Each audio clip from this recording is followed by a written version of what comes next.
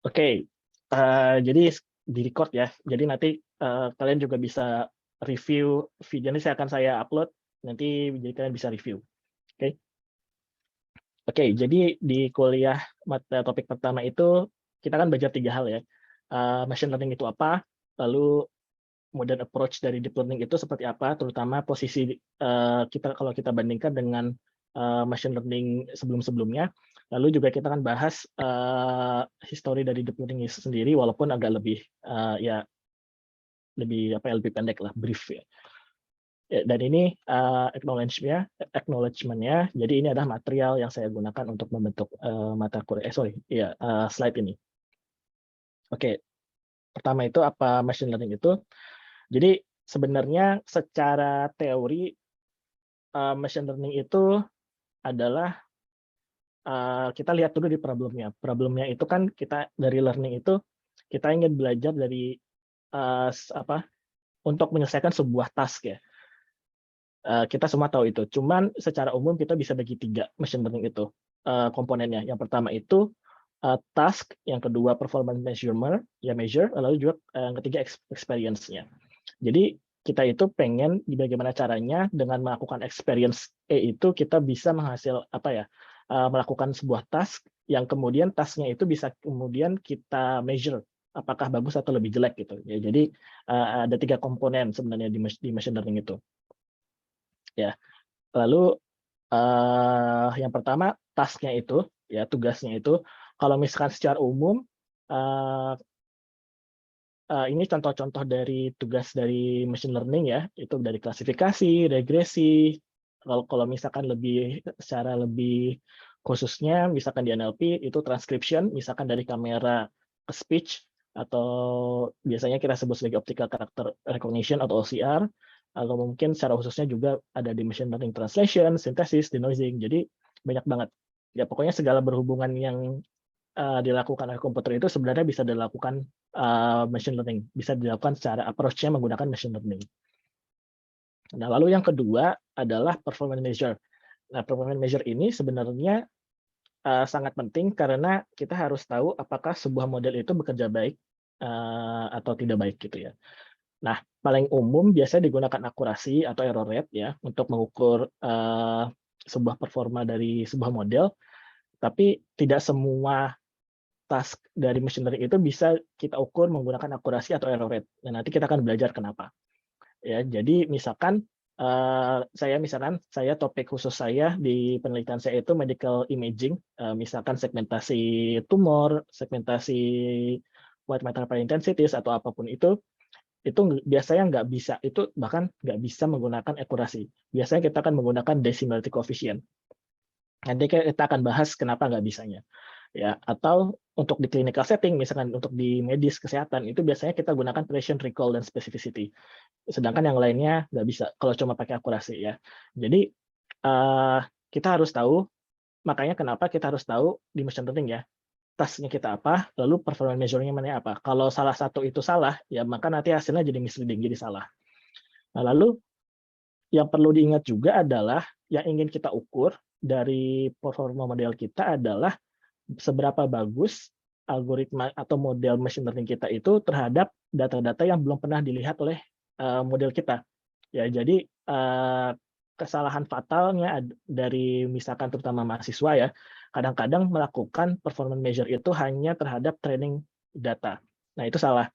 Itu harus yang benar adalah performance measure itu dilakukan terhadap data-data yang belum pernah dilihat. Makanya nanti kita akan belajar bagaimana membagi data yang kita miliki menjadi 3 biasanya secara umum ya. Pertama training, validation, sama testing.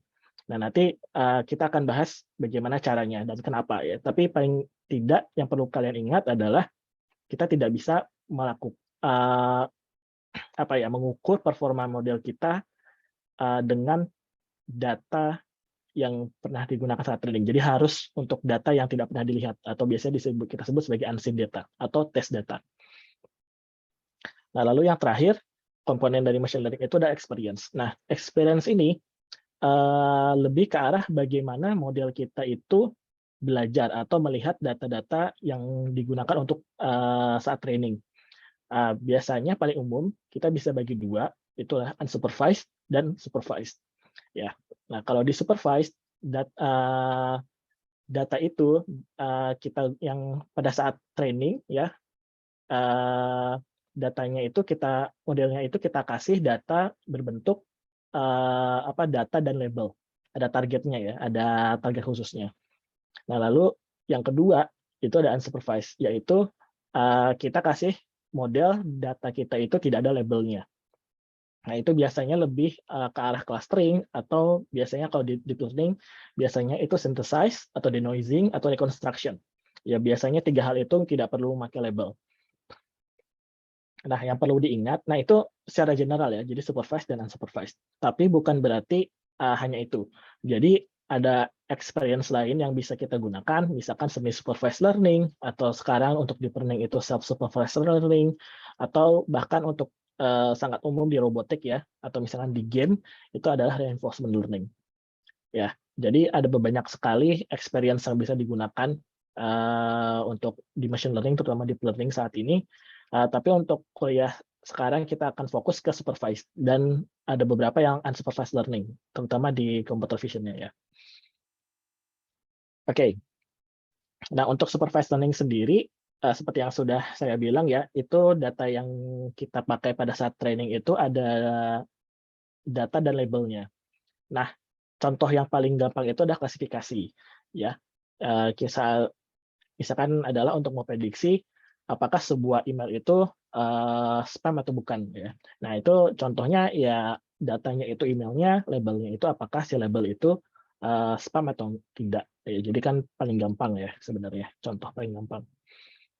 Nah, jadi yang perlu diingat, ini ada training set dan ini new instance. Jadi ini unseen data. Jadi new instance ini nggak pernah terlihat atau digunakan pada saat training gitu ya. Nah, kalau misalkan ini masih supervised, tapi contoh lainnya adalah regression ya. Nah, kalau misalkan di klasifikasi, kita yang prediksi itu adalah labelnya. Jadi kita tahu labelnya apa aja. Contohnya di sini kita tahu labelnya adalah email spam atau bukan.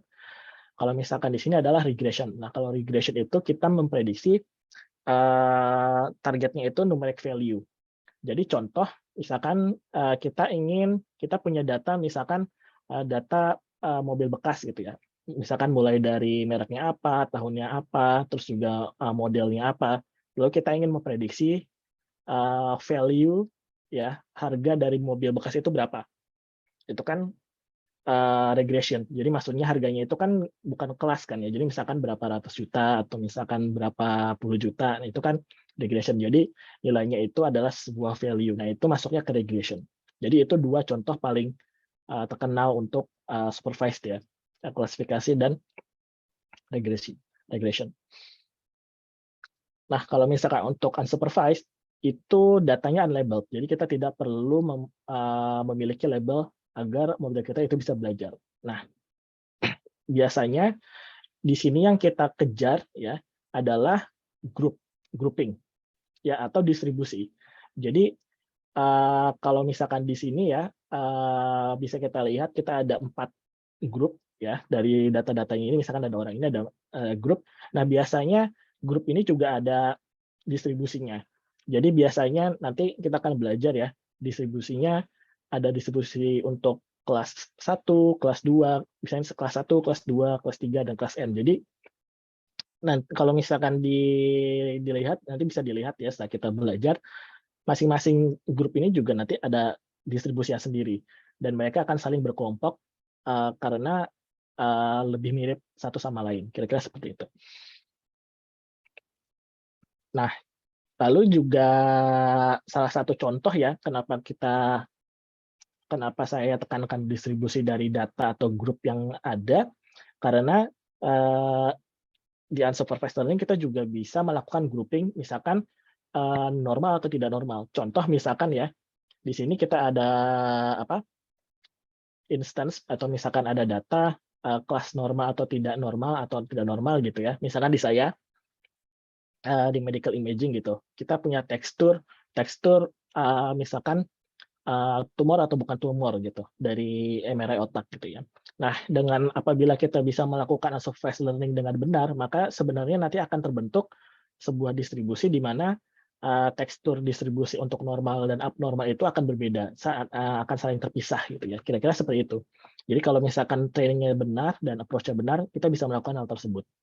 Dan kalau misalkan kita bukan hanya itu gitu, kita juga bisa melakukan distribusi terhadap data.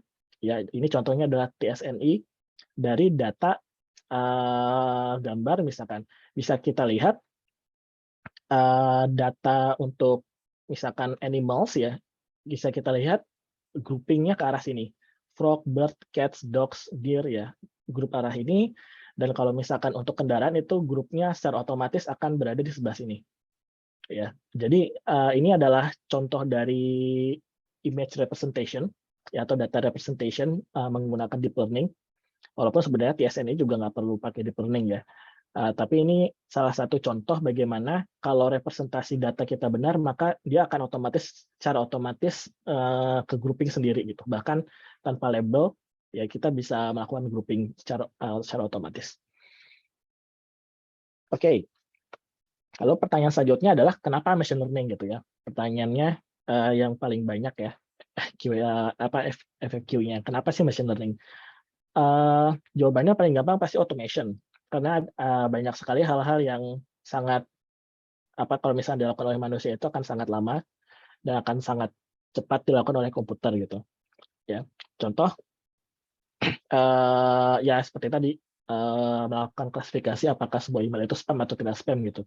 Kalau sama manusia ya bisa, cuma kalau misalkan disuruh satu-satu ya capek juga kita.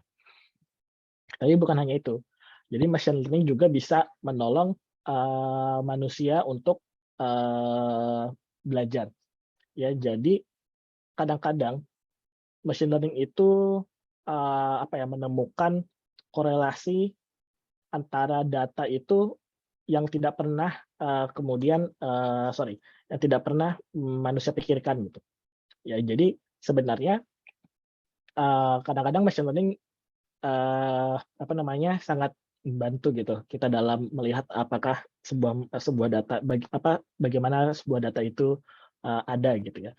Nah, makanya kalau misalnya kita tahu ada data mining, ya data mining itu seperti itu sebenarnya. Jadi kita menggunakan model machine learning itu untuk mencari korelasi data yang kita miliki. Ya, adalah salah satu contoh terkenal ya. Kalau misalkan kalian tahu AlphaGo, AlphaGo itu kan permainan Go ya. Itu ada papernya. Jadi setelah AlphaGo itu dirilis, permainan manusia Go-nya sendiri itu kemudian jadi lebih canggih gitu. Jadi lebih modern.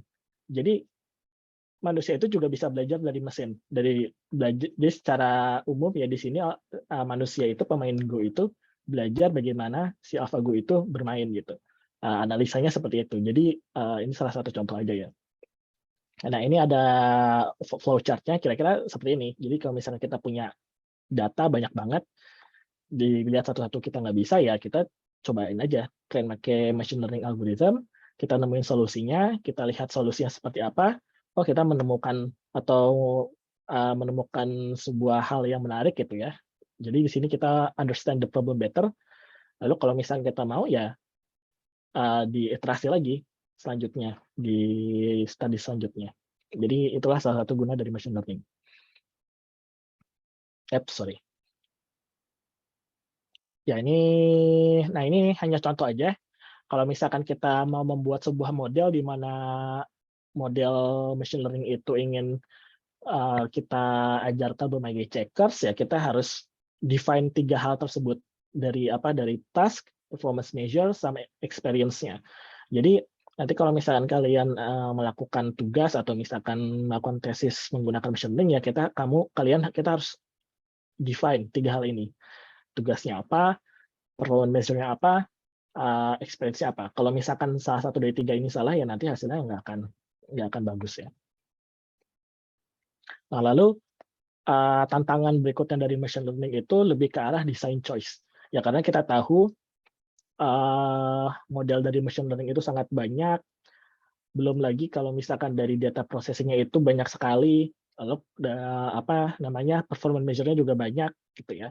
Jadi di sini tantangan melakukan penelitian tantangan melakukan penelitian machine learning itu ya salah satunya design choice gitu. Jadi kenapa sih kita misalkan menggunakan model CNN, atau misalkan kenapa sih kita menggunakan model RCNN, atau misalkan kita menggunakan transformer, yaitu banyak sekali. Kalau misalkan kita coba apa namanya kombinasikan semuanya, atau misalkan kita coba satu-satu kan banyak sekali gitu. Makanya di sini kuliahnya lebih ke arah teori, kenapa sebuah model itu lebih bagus atau bukan, ya. Lalu juga nanti lebih ke arah bagaimana kita bisa melakukan perbandingan gitu. Kan kadang-kadang model A itu sama model B kita bandingkan akurasinya itu tipis gitu. Cuma misalkan beda 1%, 2% gitu. Terus pertanyaannya, benar nggak nih model A itu lebih bagus sebenarnya daripada model B? Karena hasilnya kan bedanya misalnya cuma 1-2% gitu. Signifikan nggak sih sebenarnya hasilnya? Maksudnya perbedaannya itu. Nah, itu sebenarnya ada caranya melakukan testingnya. Jadi nanti kita akan belajar di kuliah ini gitu ya. Jadi itulah kenapa kuliah ini tidak terlalu dalam, cuma cover agak lebih banyak dari segi teori, lalu juga dari segi misalkan model-modelnya, lalu dari segi evaluation performance-nya seperti apa ya. Jadi nanti diharapkan paling tidak setelah mata kuliah ini kalian tahu bagaimana cara yang tepat untuk melakukan uji evaluasi. Oke, selanjutnya lebih ke arah posisi dari deep learning di machine learning itu sendiri gitu ya. Jadi sebenarnya kalau misalkan dari learning sendiri ya, kalau misalkan kita melihat artificial intelligence ya, sekarang kita melihat artificial intelligence sendiri. Karena AI itu kan jargonnya ya sekarang. Itu kan sebenarnya lebih ke arah bagaimana caranya mesin itu bisa melakukan hal yang bisa dilakukan oleh manusia, terutama learning sama problem solving. Jadi ke arah itu sebenarnya. Nah, masalahnya kalaupun mesin itu mau kita lakukan, kita mau buat mesin melakukan hal seperti learning problem solving, ya banyak gitu. Bahkan statistik pun sebenarnya ya adalah, maksudnya bisa dipakai oleh mesin untuk melakukan prediksi gitu. Itu juga bisa gitu. Makanya nggak cuma machine learning as is atau deep learning gitu. Jadi AI itu justru lebih besar ya, cakupan topiknya itu justru paling besar. Terus nanti ada masuk lagi ke machine learning, lalu di dalamnya lagi ada representation learning, lalu berikutnya lagi ada deep learning. Jadi justru AI itu kalau misalnya kita mau bicara AI ya besar gitu. Kalau misalkan bahkan ada yang bilang ya statistik juga bagian dari AI, ya betul juga, nggak salah gitu. Cuman nanti ada perbedaannya. Kenapa deep learning itu lebih bagus dibandingkan dengan misalkan logistic linear regression. Logistic linear regression kalau yang udah pernah belajar itu kan untuk melakukan klasifikasi. Nah, nanti kita akan belajar kenapa sih lebih bagus ya perbandingan antara logistic linear regression sama CNN. Nah, jadi di sini ya bisa dilihat contohnya AI itu salah satu example-nya adalah knowledge base, example dari machine learning itu logistic linear regression, salah satu contoh dari representation learning itu shallow autoencoder, dan salah satu contohnya dari deep learning itu CNN gitu ya. Nanti kita akan belajar satu-satu. Nah, kalau misalkan traditional approach dari AI sendiri atau knowledge base itu ya sebenarnya sangat bergantung dari ilmu dari manusianya sendiri. Jadi misalkan kita mau membuat model untuk mendeteksi spam, ya email spam, ya kalau misalkan di knowledge base ya kita harus tahu kata-kata apa aja sih yang sering muncul di spam gitu. Misalkan di credit card atau nama apapun itulah ya. Nah, jadi hal-hal seperti ini atau knowledge yang kita tahu kemudian kita kumpulkan lalu kita bentuk modelnya seperti apa nih untuk mendeteksi spam atau bukan spam ya. Jadi di sini yang merah ini kita yang melakukan rules-nya seperti apa ya. Nah, kalau misalkan di machine learning nanti rules-nya itu dibentuknya oleh sebuah machine learning model. Ya, jadi yang tadi merah di sini ya, yang tadi merah di sini, ya sekarang jadi hijau. Dalam artian yang menulis rules-nya itu adalah machine learning model. Jadi diubah. Jadi secara otomatis pencarian fiturnya itu dilakukan secara otomatis oleh komputer. Nah, lalu juga enaknya kalau misalnya kita pakai machine learning model, ya kita bisa lakukan iterasi secara otomatis gitu. Kalau misalkan datanya kemudian kita tambah banyak, ya kemudian data yang updated data ini kemudian kita bisa gunakan lagi untuk pada saat training untuk mendapatkan model lebih bagus. Enaknya itu. Nah, yang selanjutnya adalah representation learning. Jadi representation learning itu jarang dibahas sebenarnya, tapi justru penting karena di sini AI sistemnya itu lebih ke arah mendapatkan informasi itu yang berguna itu secara otomatis gitu ya. Jadi kalau misalkan sorry. Ya, oke. Jadi kalau di representation learning itu justru fiturnya itu kemudian fitur engineering-nya sendiri itu akan secara otomatis dilakukan. Jadi kalau misalkan di sini contohnya ya, misalkan kita mau, oke, sebentar.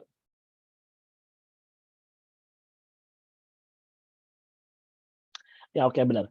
Ya, jadi misalkan gini ya, kita mau membuat sebuah model, misalkan kita sudah punya model gitu ya, menggunakan logistic regression. Jadi untuk melakukan klasifikasi, ingin melihat apakah seorang ibu itu lebih baik melakukan operasi sesar atau bukan. Nah, itu kan sebenarnya informasinya itu bisa kita ambil dari beberapa banyak modality. Modality di sini maksudnya tipe data. Jadi bisa aja misalkan berat bayinya, atau misalkan juga ukuran panggul segala macam gitu ya. Itu kita bisa saja bentuk model seperti itu. Cuma permasalahannya kalau misalkan datanya kemudian kita ubah, misalnya kita menggunakan MRI gitu, atau misalnya menggunakan USG gitu, kan modelnya jadi nggak bisa kita gunakan lagi. Jadi pada saat dalam hal ini, di saat datanya berubah, di saat fiturnya berubah, ya maka berarti modelnya harus berubah. Ya, jadi kalau seperti itu. Nah, salah satu contohnya juga, misalkan ya, sebenarnya itu contoh yang paling gampang ini. Misalkan untuk manusia gitu, buat kita lebih gampang melakukan perhitungan matematika memakai desimal atau heksadesimal.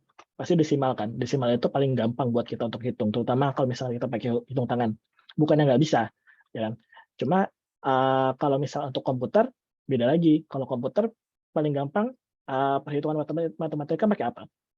Pakai binary, ya nggak? Kalau misalkan komputer itu lebih cepat menggunakan binary. Sekarang komputer itu semua binary kan. Nah, jadi di sini perbedaannya gitu. Komputer itu sebenarnya lebih cepat representasi datanya itu walaupun sama, misalkan 100 tambah 200 gitu. Yang satu kita pakai desimal, komputer pakai binary. Representasinya kan beda kan, tapi datanya sama, 100 tambah 200, operasinya juga sama, cuma kalau komputer lebih cepat pakai binary.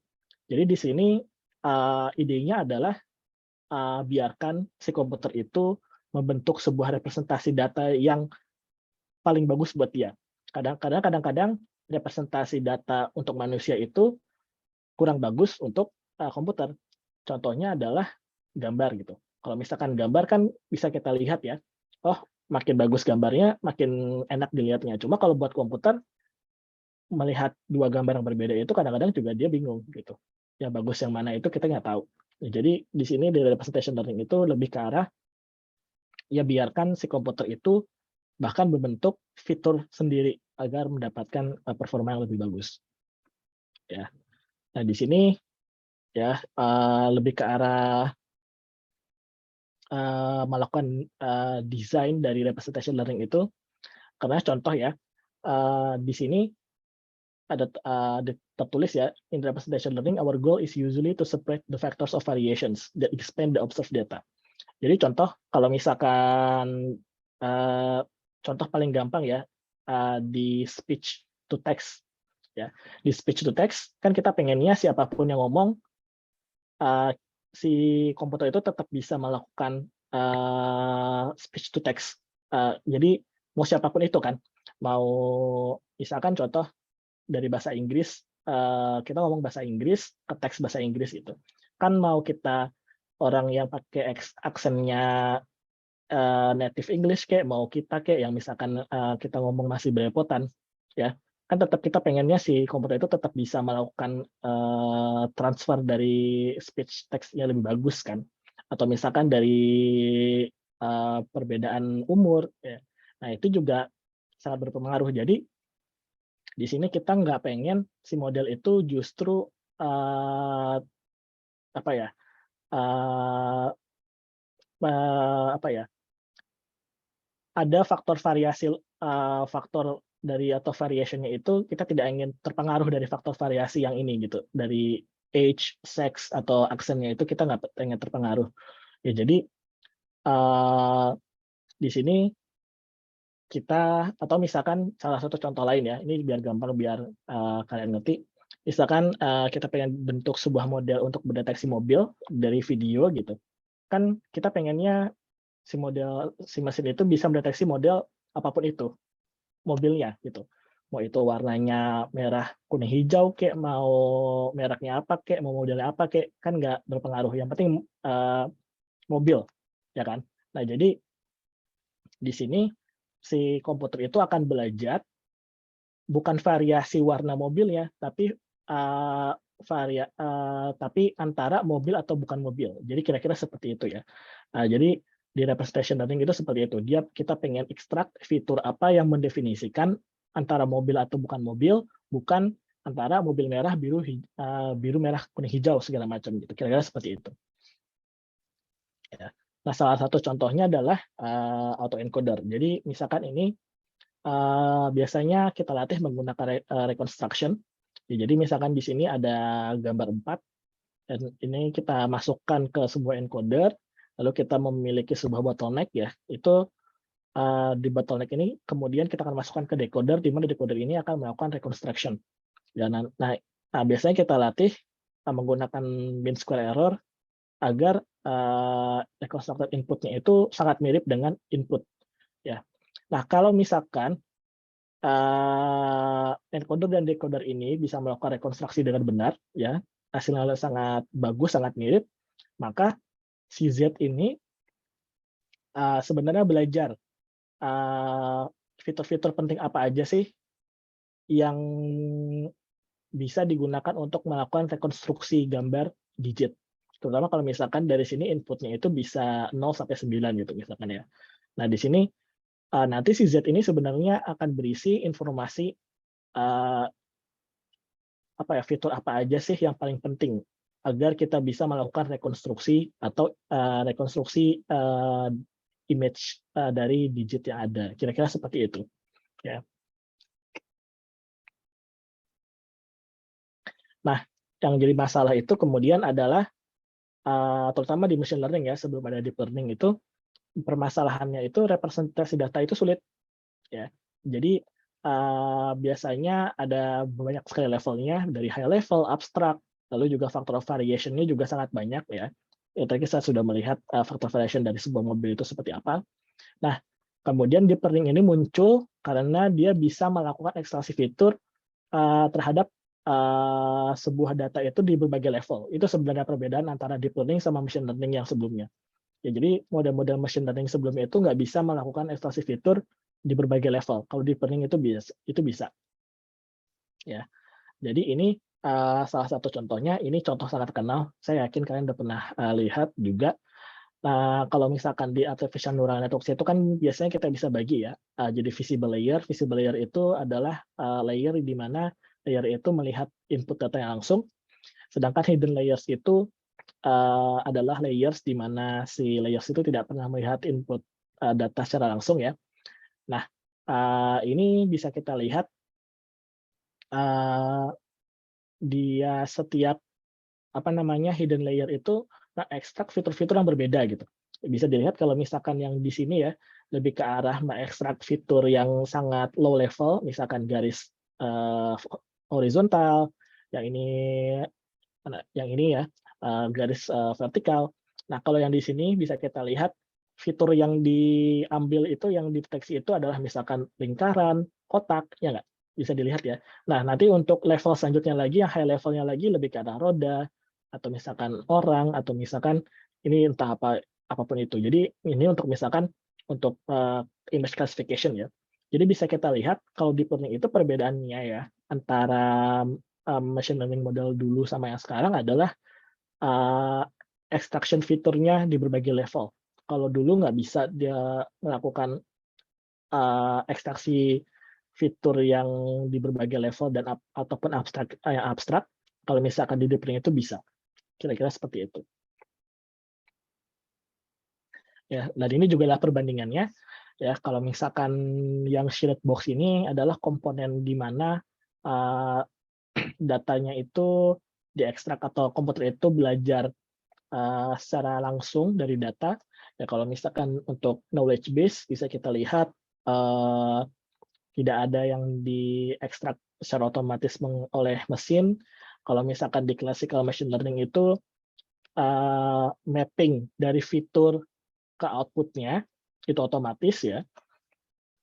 Kalau misalkan di representation learning itu bisa berbagai level, bisa dari fiturnya atau bisa kan bahkan dari low level fiturnya itu juga bisa. Ya, jadi bisa dibilang lebih komplit kalau misalnya deep learning. Jadi pre-processing-nya itu kadang-kadang cukup hanya normalisasi. Selain itu nggak perlu lagi pre-processing. Biasanya seperti itu. Ya, jadi nanti kalau misalkan ditanya ya perbedaannya ya dari segi abstraction-nya aja deep learning itu. Oke, sampai sini ada pertanyaan dulu deh. Kalau misalkan ada pertanyaan.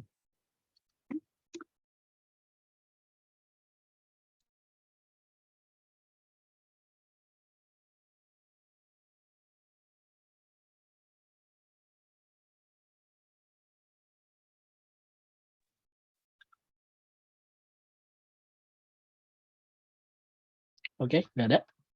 Oke, kalau gitu kita lanjutkan aja ya. Oke, kalau misalkan dari historinya itu sebenarnya bisa kalian baca sendiri ya. Cuma sebenarnya bisa dibaca di sini chapter 1 di trik 2 di buku deep learning itu bagus banget kalau misalkan kalian ingin tahu dulu sejarahnya. Cuma sebenarnya kalau misalkan ngelihat sejarah deep learning itu kan sebenarnya melihat juga sejarahnya AI. Jadi sebenarnya udah dimulai dari 1940, cuma namanya aja beda gitu. Kalau misalnya 1940 namanya cybernetics, pada saat 1980 sampai 1990 itu namanya connectionism atau neural networks. Ya kalau sekarang dari tahun 2006 namanya deep learning. Kalau misalkan dulu awal-awalnya ya, yang paling awal itu kita sebut sebagai linear models atau perceptron. Ini benar-benar awalnya banget. Itu ya cuma perkalian antara fitur dan penjumlahannya, summation of the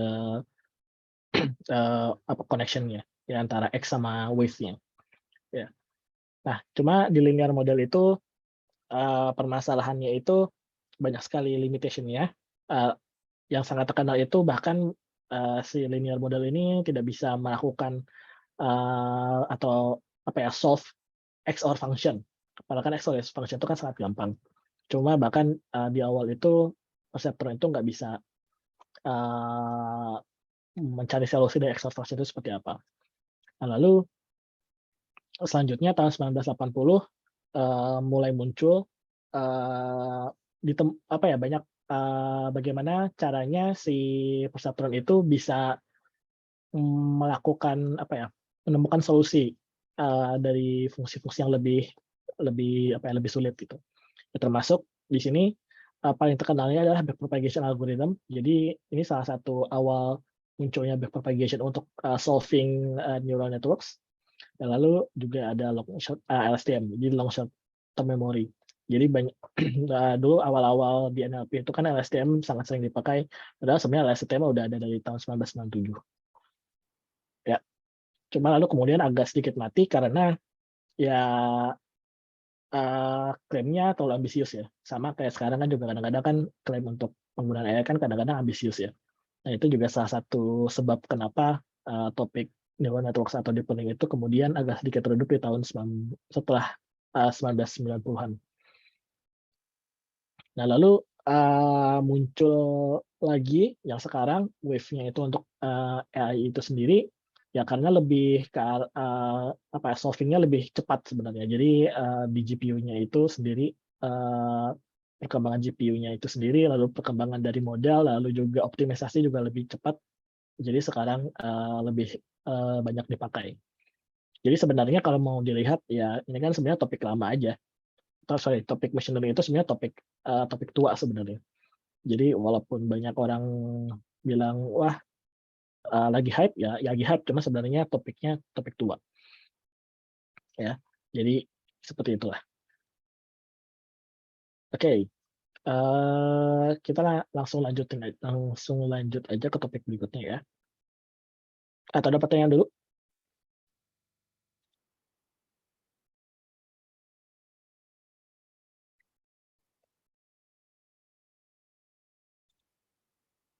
Izin bertanya, Pak. Ya, boleh. Ya, baik. Terima kasih, Febrian. Perkenalkan, saya Nurholis Ramlan. Izin bertanya, Pak. Itu mungkin diluruskan, Pak. Pemikiran konsep saya masih salah terkait machine learning. Nah, jadi, apakah berarti machine learning ini tergantung dari jumlah data yang tersedia, gitu, Pak? Jadi semakin banyak dataset yang ada, dia semakin baik atau akurat hasilnya, gitu ya. Atau mungkin satu dataset saja cukup, gitu ya, Pak? Atau mungkin juga ini tergantung dari use case-nya, Pak? Use case-nya itu hanya satu dataset cukup, gitu. Atau mungkin ada use case yang memang semakin banyak dataset semakin baik, gitu.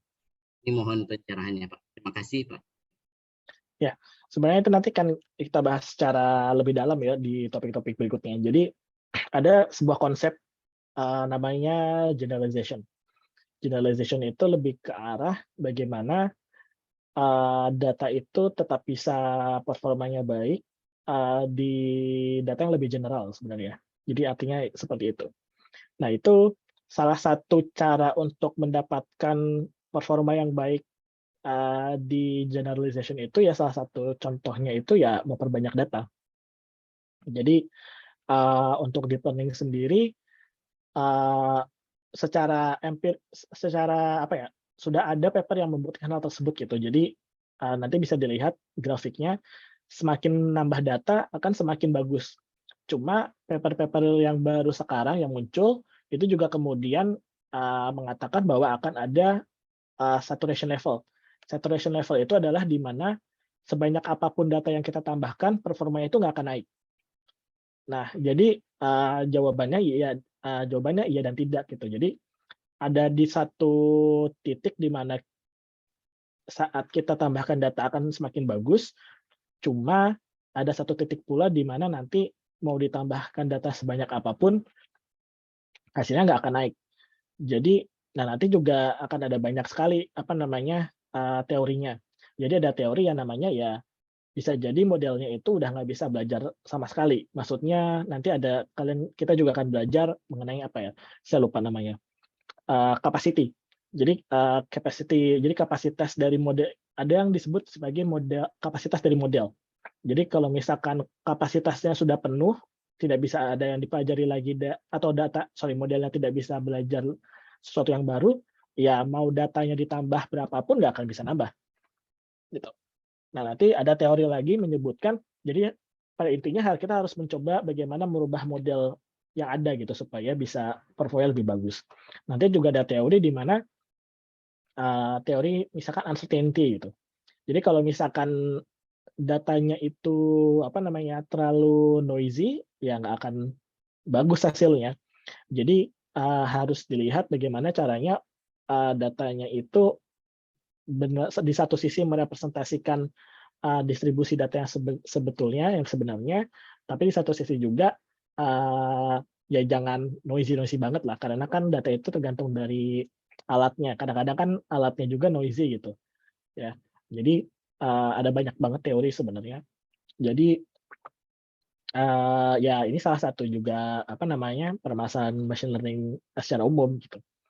Jadi bagaimana caranya bisa meningkatkan performa, apakah cukup dengan data atau juga harus membuat atau menemukan sebuah model baru. Tapi satu sisi kalau misalkan kita mau membentuk sebuah model baru, kita juga harus tahu kenapa model sebelum itu tidak bisa bekerja dengan baik, kan gitu. Kalau misalkan kita tidak tahu kenapanya, ya nggak mungkin kita bisa membuat sebuah model baru yang kerjanya lebih bagus daripada model sebelumnya. Jadi itu intinya kalau secara umum ya. Baik, terima kasih Pak Fitrian. Oke, kita lanjutkan saja ya. Selanjutnya kita akan membahas mengenai data itu sendiri. Oke, jadi thinking about data.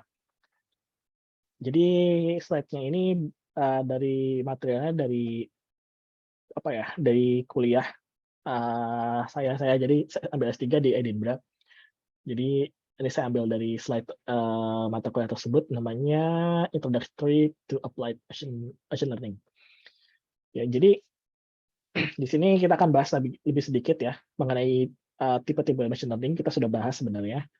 Lalu juga kita akan bahas representing data. Nah, diingat ya, tadi kan kita sudah membahas representation learning, ya nggak? Nah, di representation learning itu, kalau misalkan kita menggunakan model untuk representation learning, representasi datanya itu sebenarnya nanti bisa bisa dibentuk secara otomatis menggunakan sebuah model gitu. Itu sebenarnya bisa dilakukan. Cuma di sini representing data itu lebih ke arah pada saat kita memberikan sebuah dataset kita ke model itu seperti apa. Jadi ada banyak sekali kan bentuk data itu. Jadi ada yang misalkan kategorikal, ordinal, atau numerik. Jadi nanti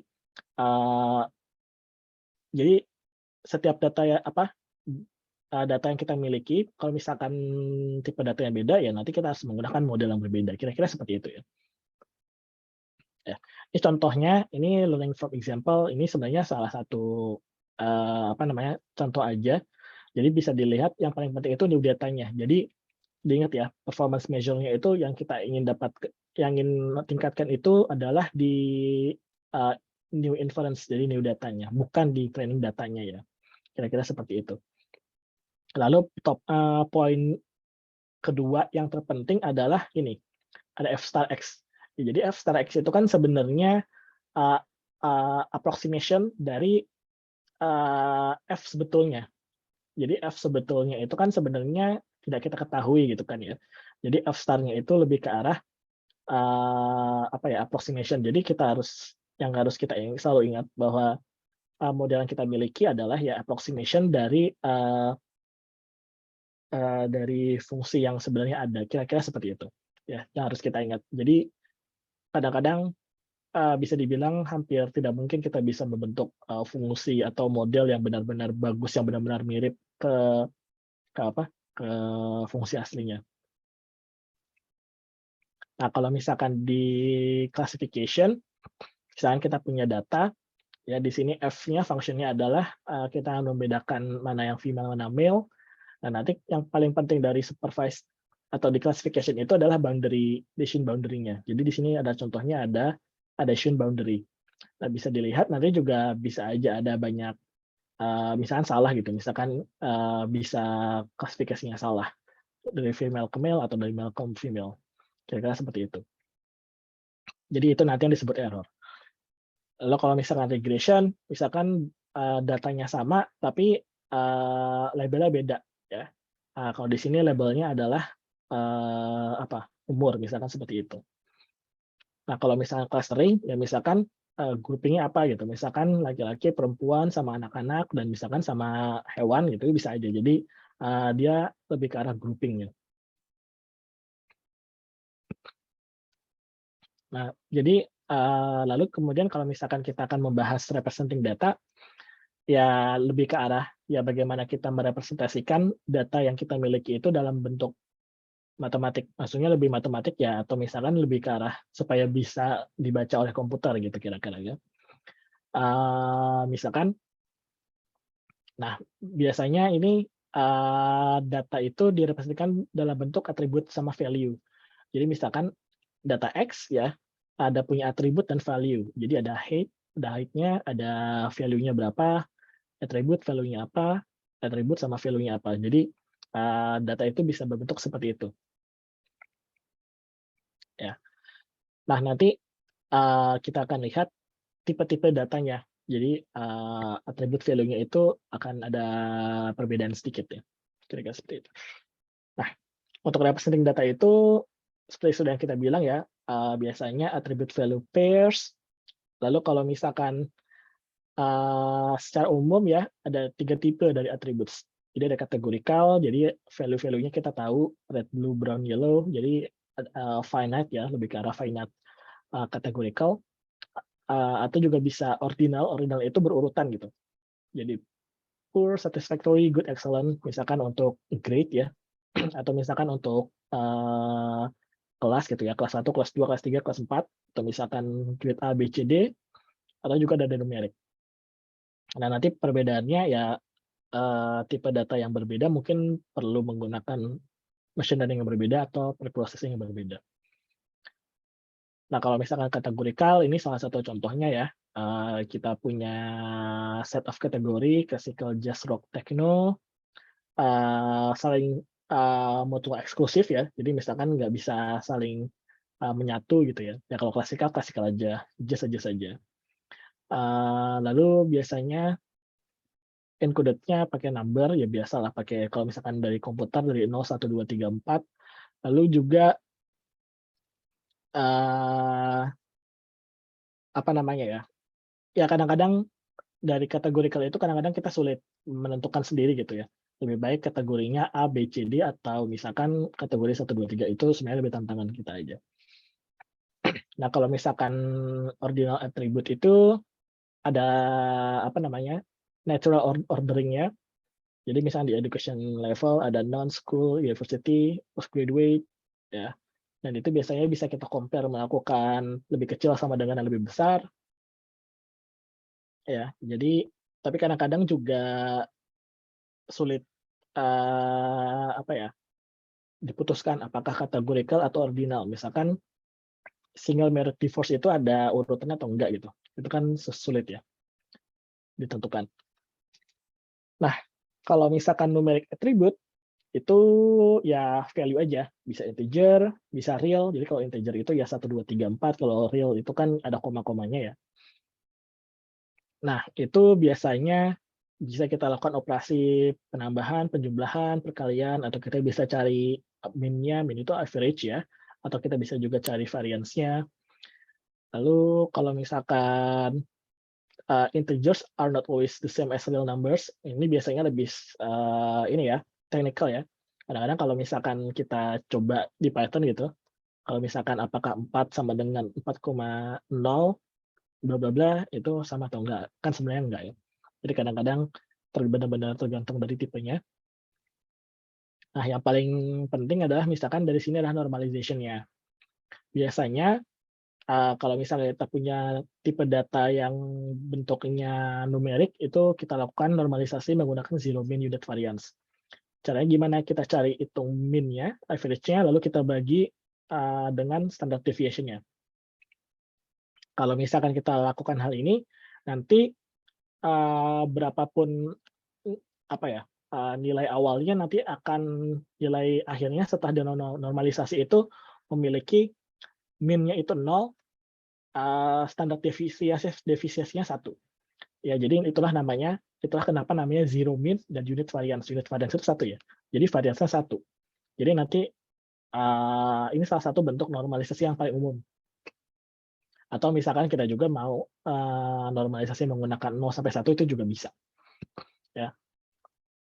Ini adalah 2 normalisasi yang paling umum ya. Zero mean unit variance dan 0 sampai 1. Ya. Permasalahan dari numeric attributes adalah ya kalau misalkan tiba-tiba ada nilai yang ekstrim gitu ya. Jadi misalkan ini tinggi 165, 183, tapi ternyata ada yang tiba-tiba 1 meter lebih gitu ya. 2 meter lebih gitu. Itu kan kemudian kalau kita coba jabarkan atau kita visualisasikan nanti hasilnya seperti ini gitu ya. Nah, itulah makanya kenapa normalisasi itu penting. Jadi kalau nggak dinormalisasi nanti si data ini akan jadi bermasalah. Itulah sebabnya kenapa normalisasi itu penting. Lalu juga secara umum ya, numeric attributes juga banyak sekali masalahnya, bukan banyak sekali masalahnya, tapi tantangannya ya. Jadi kadang-kadang dia skewed. Jadi kalau misalkan kita lihat gitu ya, di sini datanya itu lebih ke arah skewed-nya misalkan ke arah 0, atau misalkan skewed-nya bisa juga ke arah 1 atau ke arah yang mana gitu. Ini jadi akan berpengaruh ke output biasanya. Itulah kenapa kalau di deep learning saya selalu bilang, ya minimal dinormalisasi ke zero mean unit variance, itu biasanya udah aman. Ya. Jadi ini ya contohnya, biasanya effects ke regression, KNN, naive bias, tapi di TIS ini ada decision trees. Jadi ini kalau misalkan kita punya skewed distribution, lebih sangat berpengaruh ke regression, KNN, dan naive bias. Tapi biasanya tidak ke decision trees. Ya, atau juga biasanya kadang-kadang non-monotic effect of attributes. Jadi kalau di sini attributes-nya itu di sini tuh ya jadi kalau nggak ada apa sih? Saya jadi lupa.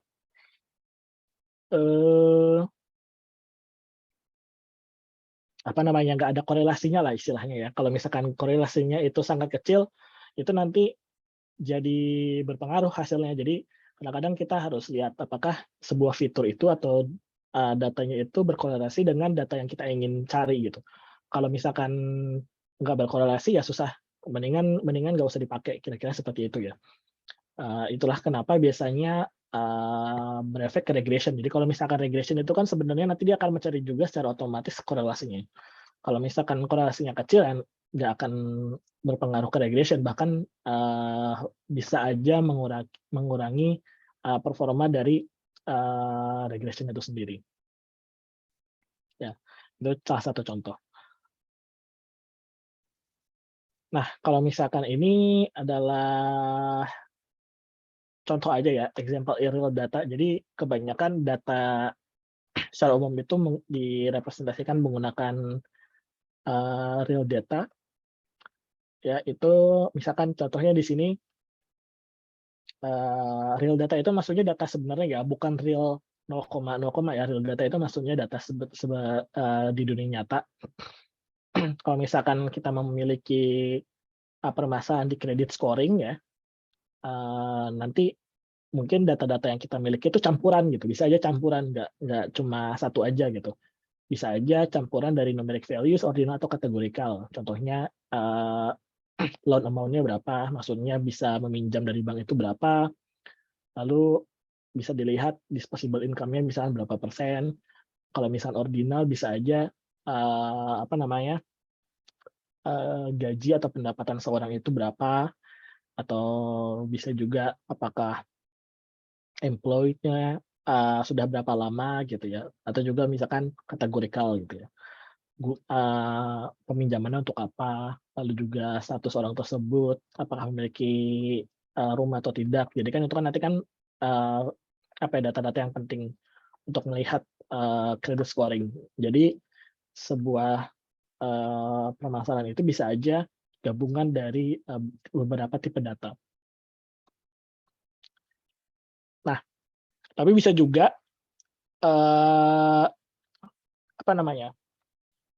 kalau yang ini kan jelas ya, maksudnya obvious gitu, datanya apa gitu. Nah, tapi bisa aja datanya nggak obvious gitu. Contoh image gitu, image datanya apa gitu. Nah, paling gampang kan image itu datanya ya nilai dari pixelnya aja, ya nggak? Cuma kan kadang-kadang kita mikir, masa sih cuma pixelnya gitu? Maksudnya kalau misalkan kita perlu melakukan object classification, kita bisa aja berpendapat, ya sebenarnya yang kita perlukan kan sebenarnya nilai-nilai dari pixel, tapi untuk objek yang benar-benar dilihat aja kan, maksudnya background sebenarnya nggak perlu dilihat, kira-kira seperti itu. Kita bisa aja berasumsi seperti itu. Makanya kadang-kadang atribut itu nggak obvious gitu, bentuknya seperti apa. Dan ini terutama permasalahan yang sangat penting pada saat sebelum adanya deep learning. Itulah kenapa kita perlu tahu atau intuisi kita perlu bagus untuk melihat representasi datanya itu seperti apa. By the way, waktu kita udah habis ya. Sampai 17,